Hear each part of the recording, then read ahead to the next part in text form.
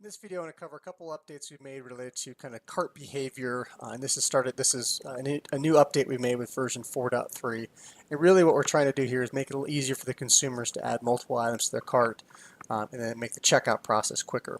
So if I go to request, a couple things I highlight here. And I'm just going to go to the full page view for one of these items, just so you can kind of see the full list of it. But the same behavior can be done if I were popping up a modal.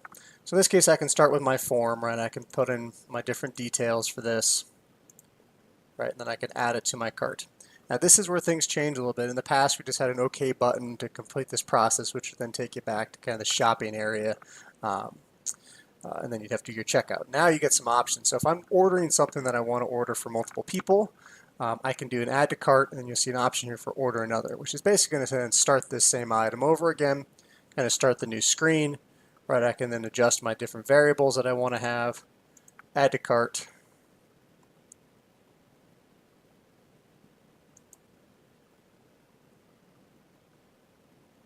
and kind of complete that process over and over again. Right, so I can add multiple items to my cart, and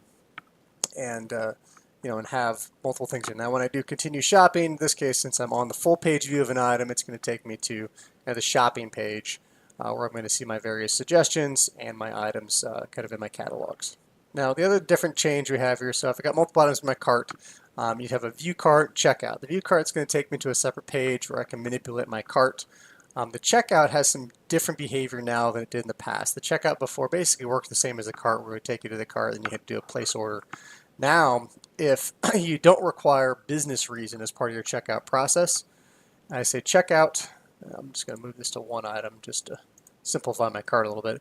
If I do checkout, you'll see it moves directly into ordering state here and then takes me to whatever request or request item has been created as part of this order. So I'm straight into my process. So I've added my cart, checked out without having to move very far. Now the difference being is, let me go show you the behavior if business reason is required on checkout. And what I mean by that is, on this checkout page, you can do a control right click and you'll see instant options. And one of the options on this checkout page is require reason. And so when I do that, I don't have any added in my cart, so you won't see yet, but you basically have a reason field here. So if I repeat this process, where I can take one of the same devices, right, this iOS device, fill out my details, I'll just do an upgrade just to keep my choices light, do add to cart, continue shopping. Right, I got mine in my cart now. If I do checkout, it doesn't directly publish the order. Instead, it takes me to the page where I've got to fill in my business reason. So this is kind of where it works very much like the view cart does, in that if there's a required reason, I need to specify that as part of this process. So I can't go straight to order from that kind of cart drop down. So that's really the main difference, is some additional options around adding your items to your cart.